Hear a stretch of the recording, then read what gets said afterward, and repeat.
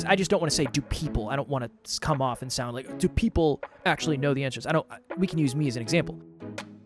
You know how some people say the answer's inside of you? Sometimes I think that's bumper sticker. But I think also sometimes it's true. And so ultimately the questions that you ask yourself determine how you view yourself. And they determine how you view the world, and they determine how you view other people. And that determines what decisions you make. And the decisions you make produce outcomes, and then those outcomes give you feedback to reflect on.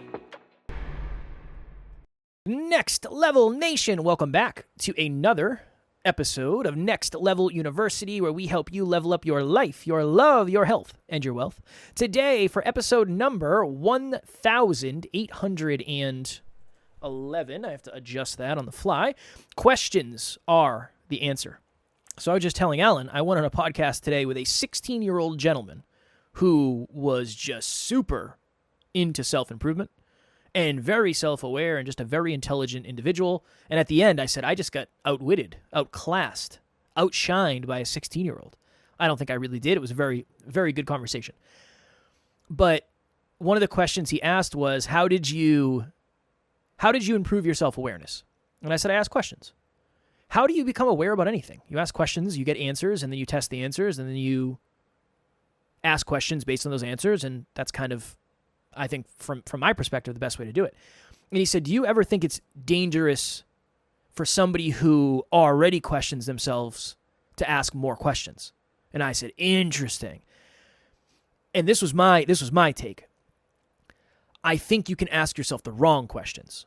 So if, let's say for this example, you're somebody who overthinks and you question every decision you've ever made, and you question everything that you do, and you ruminate on everything, I said, yeah, maybe rather than asking yourself those questions and questioning yourself, maybe if you asked yourself the question of, where does this behavior come from? And then you look back to your childhood, you realize that your parents or caregivers always said, are you sure? Are you sure? Are you sure? Did you double check? Did you triple check? Did you quadruple check? Maybe that's where it comes from, and maybe that's how it's showing up. But I really think now more than ever, for most of my life, undervalued the power of questions. And I just enjoyed his question. That frame of what if somebody already questions everything that they do? Maybe we have to question, where did that behavior come from in the first place? Maybe that is the new. I think of it almost like it's going to be a dumb analogy. I've been missing a lot of my analogies lately. When you take shots, you take chances, you're going to miss some. I don't even know if I have one. It's kind of like a root system for a tree where I don't have one. Usually if I just say a tree or a root system, you can kind of make something up as you go. I got nothing. You got nothing. What are your thoughts on all that? Earlier today, so you remember The Four Tendencies by Gretchen Rubin, the book we used to talk about? Of course, I talk about it all the time. One of my favorite books. Way back. One of them was the questioner? We have the obliger, the upholder, the rebel, and the questioner. Mm-hmm. This made me think of that. Okay. When he Tell said, us more. what if someone already questions everything? I think what this person was referring to is, if someone already questions everything, maybe what they need to do is not get stuck in analysis paralysis. I remember I had a mentor, and essentially it was my boss at one of the companies that I worked for. It was a company called Cognex. His name was Brian. Shout out my to man Brian. I actually liked Brian a lot. And he said, don't mind F it. He actually said the F word. Yeah. I was driving him to get his car or something. He lost a tire or something. I don't know. And I was driving him. He said, he made this complex system we were going to do to sell more automation equipment. He said, whatever you do, don't mind F it. And what he meant is just take action. Don't overcomplicate it. Just take action. So I created this loop earlier, and I didn't know we were going to do this episode. This is perfect. And I was doing my morning routine, listening to Atomic Habits again, James Clear's book, Atomic Habits. World class. World class. I hope one day I read a book as good as that. I hope that for you so as good. well. Thank you, brother. So this little loop came up because he was talking about the habit loop, and I was thinking about the doom loop and the success loop. I've been talking a lot about it lately. Every person who feels stuck, stagnant, and struggle bus, they're in some form of a doom loop. And one good example would be, I'm Kevin, I don't believe in myself, so I don't take action, therefore I don't get results, which makes me believe in myself even less. Okay, that's just one example of a doom loop. Okay, this is the loop that I think is going to help everyone. Number one is believe in yourself. Believe. I just put believe. So number one, believe. Number two, implement. Number three, reflect. Number four, learn. And then you go back to believe. The old You're BIRL supposed to system. go back. The old BIRL system. BIRL. Yeah, BIRL. Right? Yeah. Okay. Believe, implement, reflect, learn. Now, here's the thing. Does the learning bring you back to belief? Because one of the trainings that you and I got laughed out of the building, for lack of better phrasing, what we learned was that we did a terrible job. That didn't get me to question my belief in my ability to get better. And you said that that's weird. So I think what happens is we believe in something, we implement something, we reflect on something with questions. The point of this episode, questions. Did we do a good job? What went well? What went poorly? What was my most important win? What was my most important improvement? That's what masterminding is, ultimately. That's what this podcast is about, asking and answering questions. And then you learn. Hopefully people learn on this show. And when you learn, what if you learn something about yourself that's not good? What if you learn, wow, I suck at that? What if you learn something that's disempowering? Do you go back to belief and then try again, or do you get stuck? And I think a lot of people get stuck. So that's what came up for me when you were talking, despite your root system nonsense. Yeah, no, it was nonsense. Sometimes you take a shot, you miss. Happens. It's going to happen to everyone. I disassociated during that speech. So honestly, that speech did not affect me that much.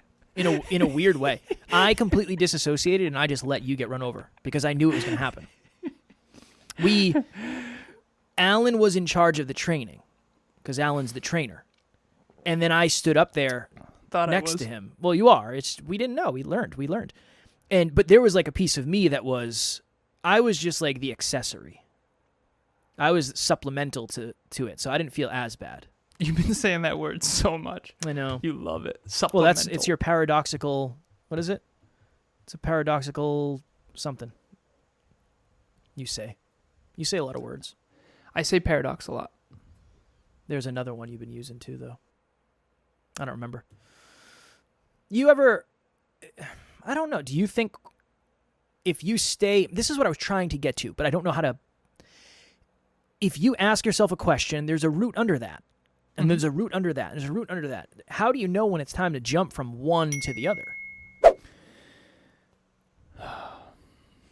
Because I used to have times, and again, this is going to sound maybe like this might be the most arrogant sounding thing I ever say of all time.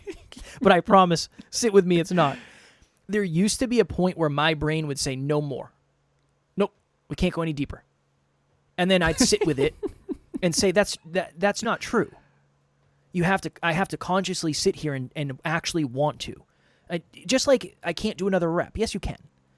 You can. Eventually you get to the place where you can't. Yes. But it's usually not when you first feel like you can't do another one. Yeah, that's called a protector. Or I can't take another step. Usually you can.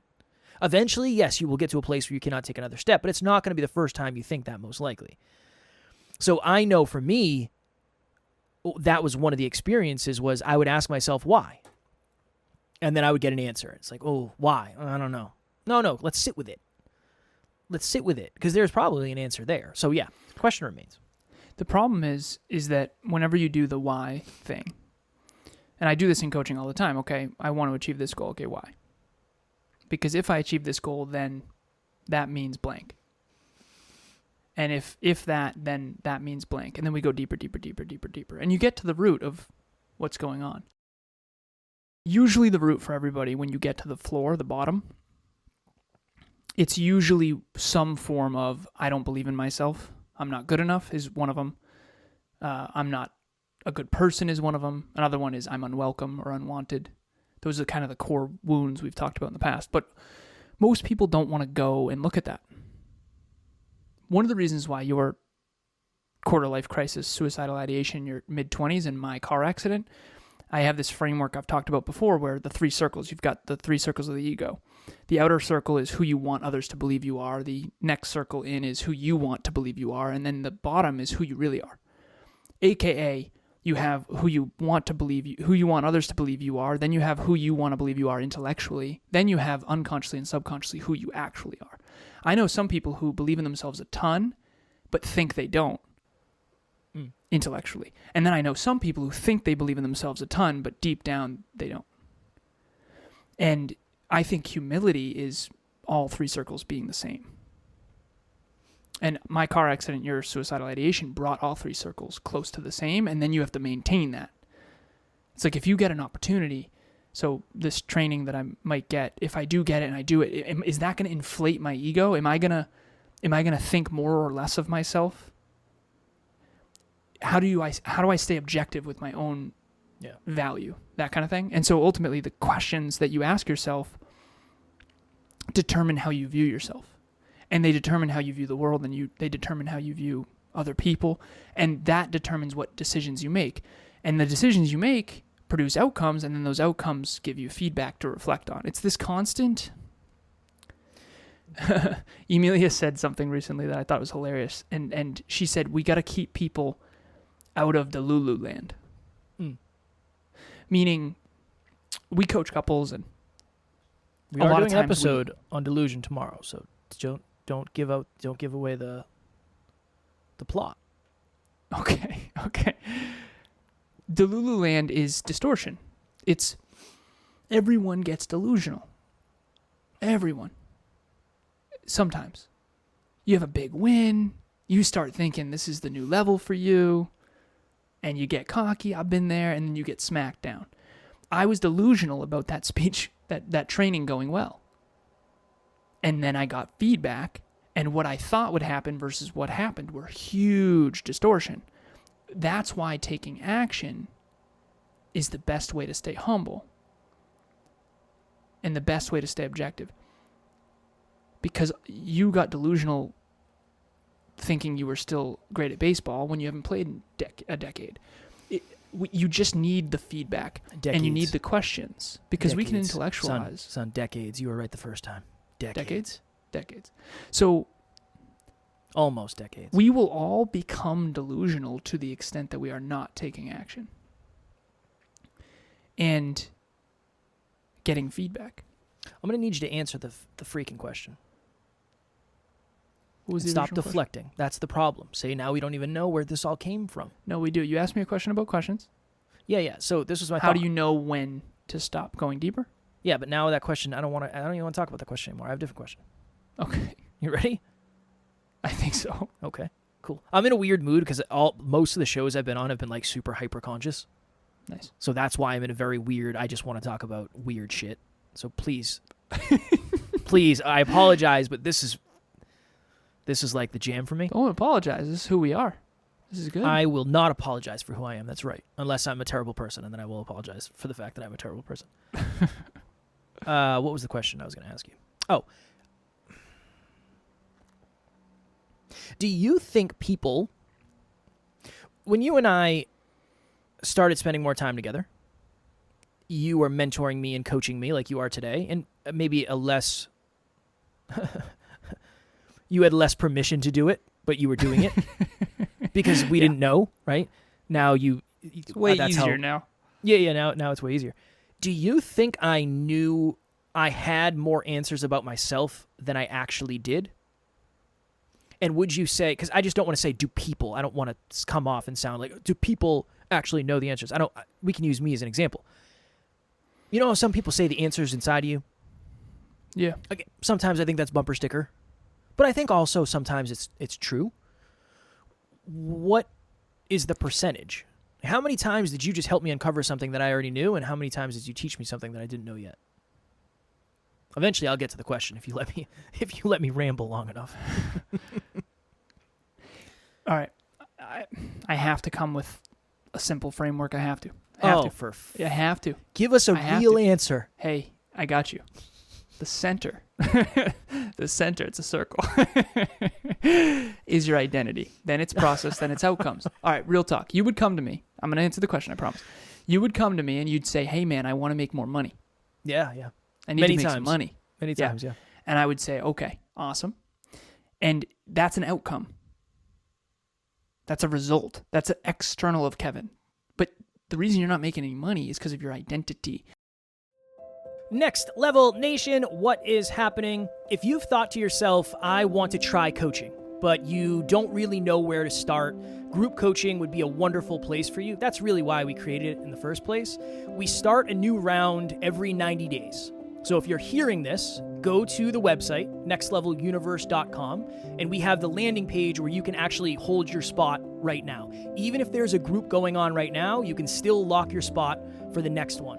The biggest thing that we've seen is as we get closer and closer to the date, unfortunately, some people end up missing. The group fills up and they can't do it, and then they end up regretting that. So please head over to the website. The link will be in the show notes, and we would love to see you there. So in my coaching, the outer circle is results, it's outcomes. And people come to me because they want an outcome. They want to achieve something externally. What they don't realize usually, what they don't realize usually is there's a process that needs to happen, a system. So an outcome is 10 pounds and lose 10 pounds. A process is exercise daily and eat 2,000 calories a day and then drop that to 1,900 and then 1,800 and then 1,700 over 10 weeks. The identity is I'm an athlete. I'm a bodybuilder. I was always trying to get to your identity. I still am. I'm Miyagiing your parts and your protectors and your ego to get yourself to see yourself more accurately. And even when we did an episode last week, about the achiever thing, I said, you want to achieve these results, but you don't identify as an achiever. Do you understand the downside of that? And you're like, well, no, I don't think so. But ultimately, the question that everyone should be asking themselves, if they want to coach themselves, is what am I avoiding about myself? So you were avoiding certain things about your past. For sure. You were avoiding certain things about that you didn't want to own because maybe you were afraid that if you owned them, then you would have to go fail and you were afraid to be seen as a failure. For me, I was avoiding my biggest one. This is the hardest one to share, but I have to have courage, so I'm just going to share it. I was avoiding the fact that I'm a genius.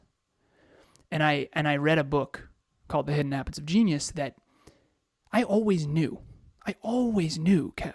I just didn't want to face it. Yeah. Because I think deep down I always wanted to belong and I wanted to be relatable. And I knew I wasn't.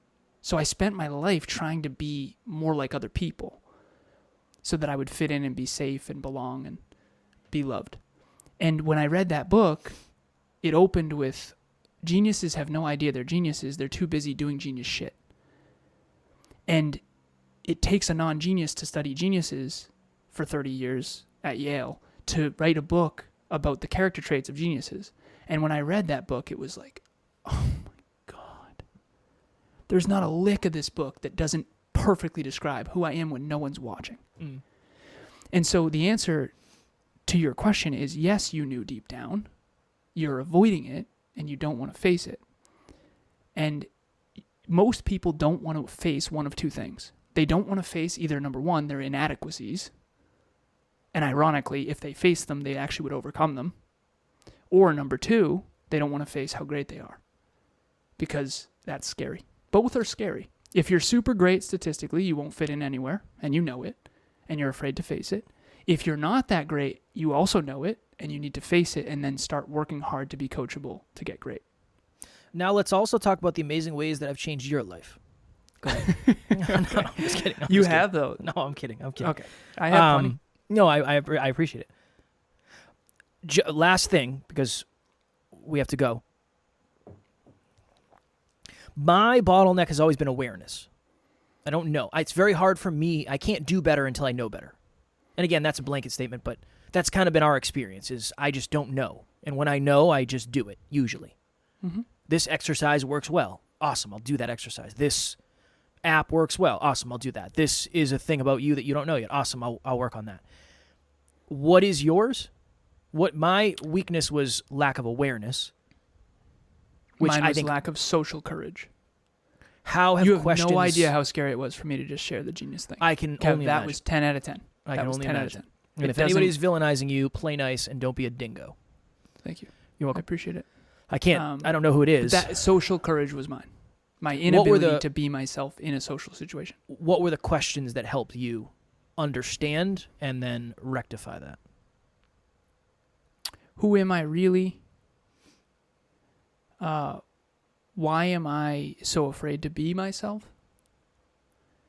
Why do I struggle to be myself around other people? Why don't I feel like any advice resonates with me? Almost ever. Why am I constantly dancing around people's insecurity? Like when I'm on a podcast, I'm not kidding. I'm actually scared to be so much better than them at this. It's like scary for me to be that much better because the truth is I don't want you to feel bad about yourself. Just because I'm really good at podcasting doesn't mean you're bad. It might mean you're bad, but It could. It's very scary for me to, whenever I'm interviewed by an insecure podcaster, it's very scary for me to do a really good job because I don't want you to feel bad. If me being great makes you feel bad about yourself, I don't want to be great. And that's the truth. That's deep. That's super. And unfortunately, you can't inspire. And that's when I learned you can't inspire someone unless you're great. And you can't inspire anyone without triggering envy too. That's another thing. That's fascinating. And so I realized that I want to help people, but I can't help people unless I trigger envy. And I can't trigger envy unless I shine. And I can't shine if I'm a coward. And so for me, I was a social coward. So for you, what questions did you... Let's not make this about me. You know what I mean? This is about you. Well, let's do not make this. this about What me. questions do we recommend the listeners ask themselves? I'm just teasing. Yeah. Again, I'm in a I very know. strange It's mood. good. This is great. I'm in a Big very fan. strange mood. Don't feel bad. I'm 10 out of 10 happy about this. This is great. I would suggest the ones that why has always helped me. One of my favorite questions is this a them problem or a me problem? One of my favorite questions of all time. Love it. Absolutely love it. Anytime, I don't know, I don't have a good example, so it's always hard to talk about stuff when you don't have any example and nobody will understand what I'm saying, really. Man. Anytime I want something to happen, and then the opportunity for that thing to happens, but it's not as aligned as I wanted it to be, and then I don't want to do it anymore. Again, I know that's like a very specific thing, but I'll ask, no, not really. You got one. You got it. You know how I said I was excited that Taryn was going to be away for a little bit because I wanted the downtime? When she left, I didn't. Yeah. So I was like, why did I think I did? It's like, well, maybe I feel like I need more space around the house occasionally. Or maybe I need like more me nights that I'm just not taking. It's like, does it have to be so drastic when she's gone for a week? Because the first night was cool. It's like, cool, nice. But then after that, it's just, Yeah. I don't like it anymore. And I think there's a lot of things like that. So that when you have the opportunity to witness your own expectations and your own behavior based on an opportunity, and then when you get the opportunity, your expectations, behavior change completely, there's something in that. I don't know what it is, but there's something in that. So the question would be neuroscience. the answer, neuroscience is there's an anticipatory circuit and then there's a reward. So you get a hit of like the metaphor is Christmas morning coming up is more exciting than Christmas morning. Never. And Kev, I knew you were going to say that. Never. You were going to say that. Sometimes the anticipation of seeing a movie is better than the movie. Well, I was so excited to see Twisters. But that's unknown. Yeah, that's unknown. Christmas morning, I know what's up, dog. I'm gonna wake up. I'm gonna put my pajamas on. I'm gonna have myself a cup of coffee, and I'm gonna sit in front of the tree for 3 hours before anybody gets up. I love Christmas morning. I know you do. The point I'm making is that you get dopamine and positive brain chemicals in anticipation of Christmas and during Christmas, assuming you actually enjoy it. But the point that I'm making is that sometimes the anticipation is better than the actual thing. That is fair. But you're wrong about Christmas. Okay, So sounds good. Don't ever put some respect on Christmas's name. Yeah. What would your the question be? Number one. Number one most important question. Who is I? No. I'll give you the ones I ask my clients all the time. When were you the most fulfilled? Super important. Yeah. What do you know you should be doing that you're not doing that you know you really want to do? And that's a habit question.